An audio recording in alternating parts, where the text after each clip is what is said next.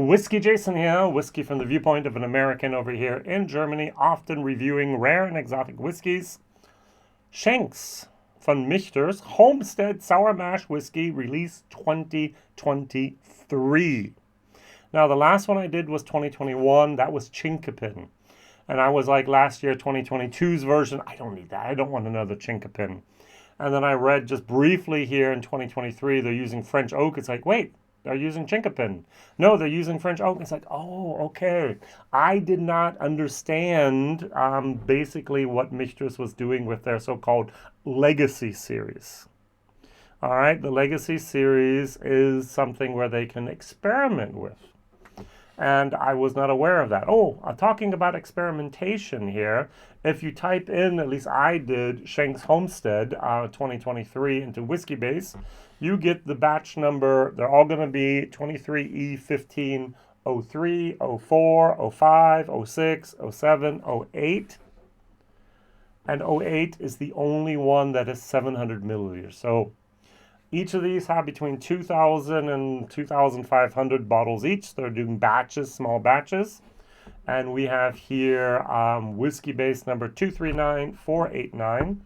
And we have batch number L, lot, always L, 23 the year. E, I think, is the month. And so that would be May. And 15 is going to be the day. I used to remember how to do that, and the 08 is how many bottlings they've done in that year. I'm not sure about that. So we have 2,920, so between 2,000 and 3,000 bottles, basically. In Austria, someone's actually selling this for 129 euros. It's $110 in the States, recommended retail price. And they're going over here in Germany for about 169. So each, I have the Bomberger as well, or Bombergas. I'm going to compare this to, I thought it was funny to go over here to the normal small batch. Now, both of these, I said normal small batch, this is normal sour mash. Both of these are called sour mash. Why? Because apparently they do not fit into any other real category. Small batch is not a category in the rules of American whiskey. So this is basically, and it says here, original sour mash whiskey. So it is a whiskey here. It says here, Shenk's Homestead, Kentucky sour mash whiskey. So it's a Kentucky whiskey. It's an American whiskey, just like the unblended is. And apparently there's not enough. I'm going to say apparently there's not enough corn in there. So according to the website, I'm just going to read a tiny little bit.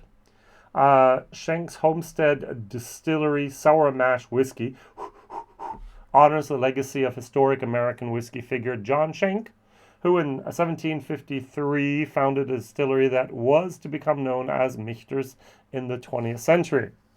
So it was actually Shenk's Distillery, then it was Bomberger's Distillery, then it was a Michter's Distillery, and Michter's went bankrupt. And basically the owner today bought the brand. So it is made in Kentucky. Important fact, I'll come back to that.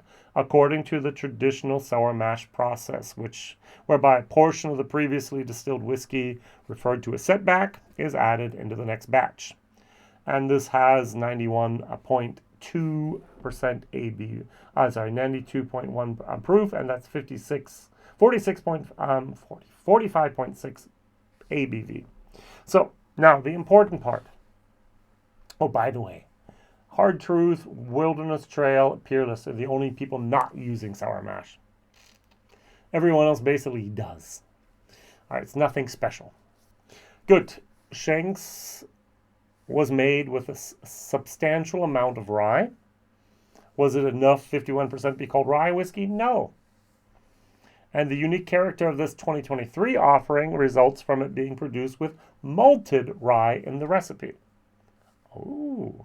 So there's probably going to be corn. There's probably going to be malted rye. There is normal rye, unmalted, and probably malted barley. So it might be a 4-grain product here. And this is what's important because last year they didn't use, in 2022's version, they did not use Chinkapin, but instead they used French oak barrels. So for its maturation, they now utilize 2 different and quite special barrel profiles. Here we have a portion of it was aged in 18-month naturally air-dried and seasoned wood. I'm assuming that's going to be oak, and I'm assuming it's going to be done at a cooperage in the US with our signature toast and char profile. So they toasted it first, they charred it, da-da. So if you ever go to Independent Safe Company, normal. That's a premium barrels, but it's normal. And a portion, not all, of it was aged in special toasted French oak barrels that were made for 24-month air-dried wood sourced from the Vosges region of France, a mountainous region. Good wood used often in wine barrels. So we have French oak, we have good air-dried 18-month American oak, we have malted rye in here.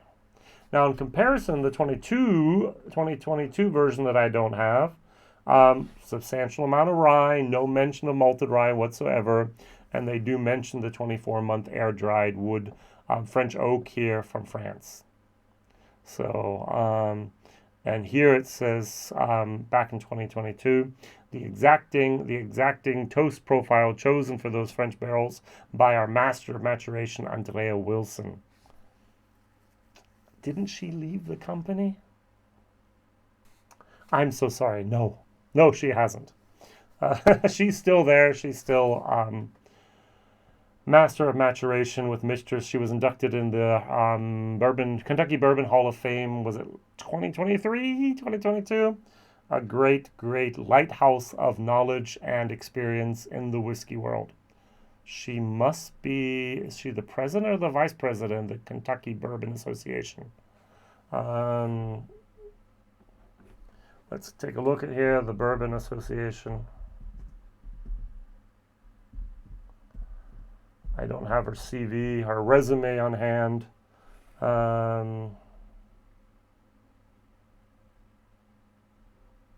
Okay, don't see that here. Here we go. The Kentucky Distillers Association says here, our purpose, our legacy. So, board of directors, Andrea Wilson. She's on the board of directors. Sorry. And so she is she is the COO and the master of maturation at Michter's. Good job, Andrea. All right. So, after getting sidetracked here massively, and the years 2021 and 2020, they were using chinkapin here, which I'm not a big fan of. So, and so I just decided not to buy it. 2019, they used a great deal of rye. They did use some French oak, which was utilized during maturation in 2019. And in 2018, they actually were using 24-month-old French oak barrels. All right, so yeah, French oak, 2020, they had the chinkapin instead. So apparently they couldn't get their hands on French oak anymore. And they went to chinkapin, and then 2022 and 2023, they went back to French oak and air dried. So what happens during the air drying, if you use kiln drying, it's really quick. And if you air dry it, you leach out more of the tannins, and it's actually a better wood to work with then. All right, so we have over here, we have 43%, we have 45.6, a little bit of difference. Not the same mash bill, not the same barrels. I don't even know it's actually made at the same place. This still says bottled by Michter's. This says bottled by Michter's. I would love the Michter's finally put on the label. I've said this now for years. Distilled and bottled by Michter's. That would be fantastic. I mean, you have like 8 years now that you've been producing your own whiskey, which is a long time in the bourbon world. Okay. This is good.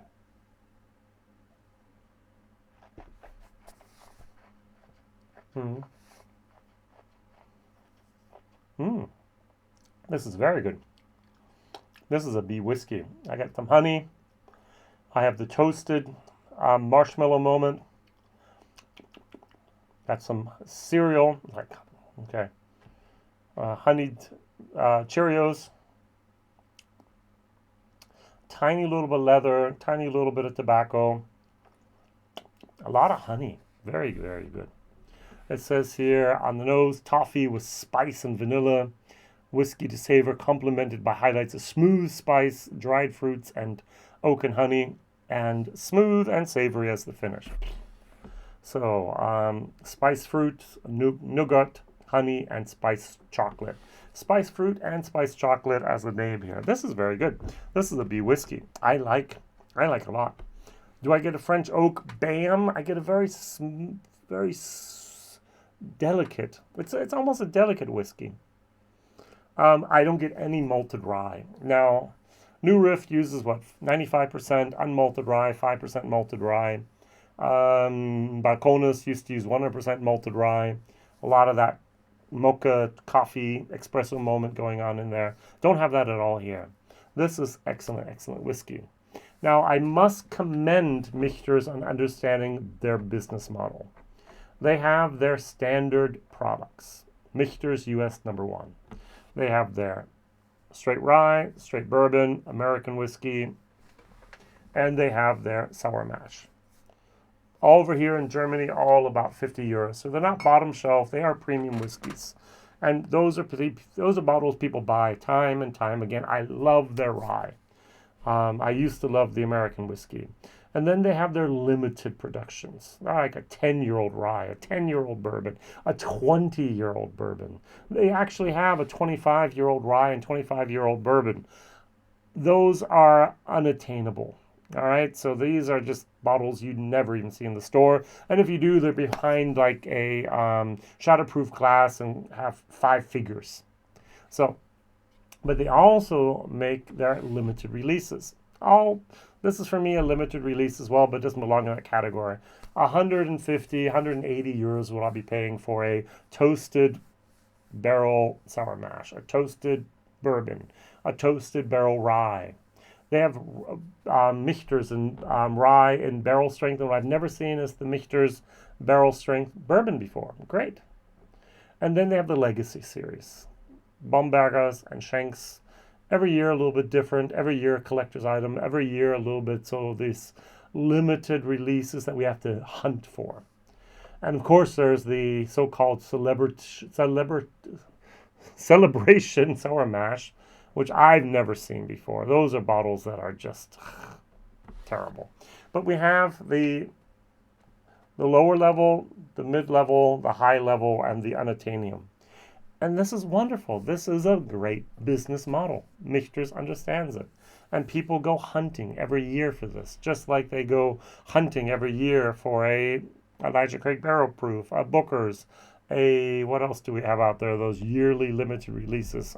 Old Forester birthday batch, birthday bourbon, and so on and so on. And so they're in that league. And I think that's fantastic and that's good. Solid B. Value for money, D. Am I willing to go out and pay another 160 euros for this? No. Will I do it once a year? Will I share it? Yes. I can buy 3 bottles of these. I can almost buy, if I go back to the old price of 45 euros, I'll just put another 20 euros on the bottle. I can get all 4 standard Michters for one of these. It just doesn't make sense to my pocketbook. All right, a little bit different beast here, a little bit younger, a little bit greener.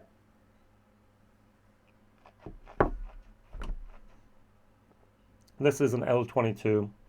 I think this is distilled from Michter's in Louisville, in Shelbyville themselves, but this is very, very nice.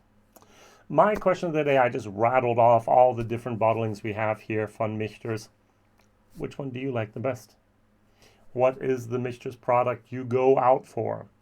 I still love the rye. I still like old bottles of unblended. What are your products that you go, yeah, Michter's, you're doing a great job? All right, Thank you very much for watching, liking, subscribing, telling others about this crazy guy. Look out for my bottle on my next review, which is going to be the Bamberger 2023 versus the Schenk's 2023. They're different. One's a bourbon, more ABV. This is a little bit more of an easy drinker. Sour mash. See you real soon. Bye-bye.